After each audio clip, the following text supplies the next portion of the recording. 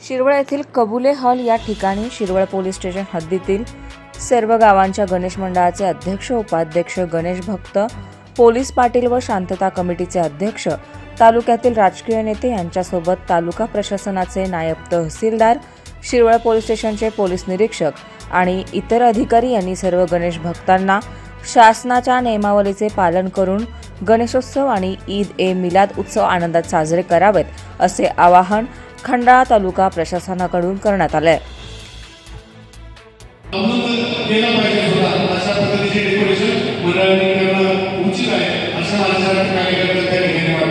विशेषतः साहेब हे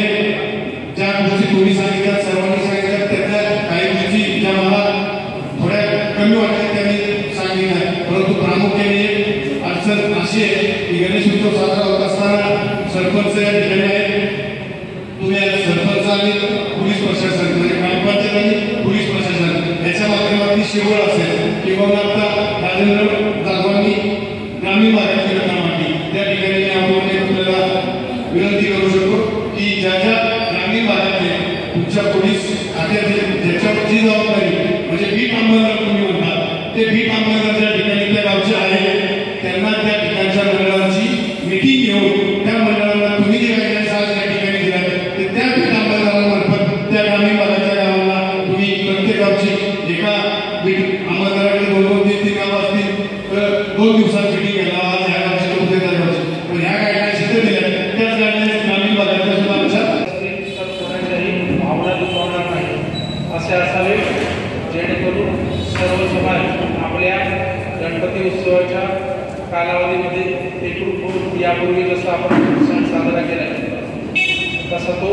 साजरा यावर्षी करायचा आहे. तुम्ही ज्या कमानी लावणार आहेत त्या कमानीवर किंवा दर्शनी वागावं, कुठलेही फ्लेक्स किंवा काही लावायचं असेल तर त्याची परवानगी घेणं आवश्यक आहे. येणाऱ्या जाणाऱ्या वाहतुकीला कोणताही अडथळा होणार नाही याची तुम्ही दक्षता घ्यायची. हा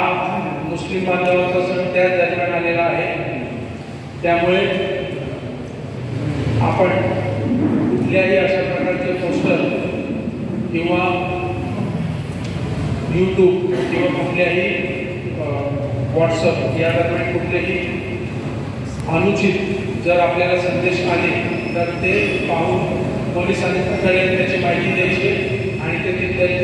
डिलीट करायचे. कुठल्याही प्रकारे तुम्ही ते पुढे प्रसारित करायचे नाही, अन्यथा त्याचे दुष्परिणाम फार होतात आणि त्याची किंमत गुन्हा दाखल होऊन तुम्हाला भोगावी लागते आणि चांगल्या एक पवित्र सणाचं वातावरण बिघडून जातं. आपण मूर्ती बसवताना त्या मूर्तीची कुठलीही विटंबना होणार नाही किंवा तूटफूट होणार नाही. त्याचबरोबर राज्य शासनाने हा गणेशोत्सव राज्य महोत्सव म्हणून साजरा करायचा ठरवलेला आहे. सांस्कृतिक मंत्रालयामार्फत यासाठीची स्पर्धा देखील आयोजित करण्यात येणार आहे. त्याचे ऑनलाईन अर्ज आहेत त्याचीही माहिती आपल्यापर्यंत पोहोचवली आहे. जो जी मंडळ त्याच्यामध्ये सहभागी होते त्यांचं परीक्षण करून त्यांना राज्य शासनातर्फे पुरस्कारही दिला जातो. तर आपणही जास्तीत जास्त संख्येने या स्पर्धेमध्ये सहभागी व्हावे म्हणजे त्या दिलेल्या मापदंडाप्रमाणे आपण आपला गणेशोत्सव साजरा करतो आणि जो वर्षानुवर्ष आपली इतकं परंपरा चालत आलेली आहे आणि आपल्या धर्माचं जे अधिष्ठान आहे की ज्या धर्मावर आपला हिंदू समाज टिकून आहे ज्या अधिष्ठानावर ज्या मूल्यांवर ती मूल्य जास्तीत जास्त अधिक चांगल्या पद्धतीने नव्या काळाच्या परिमाणानुसार आपण नवीन प्रकारे त्याच्यामध्ये वाढ करू शकतो आणि आपल्या सर्वांमध्ये ते आत्मसात करण्याचा या गणेशोत्सवाच्या माध्यमातून प्रयत्न करू. त्यामुळे या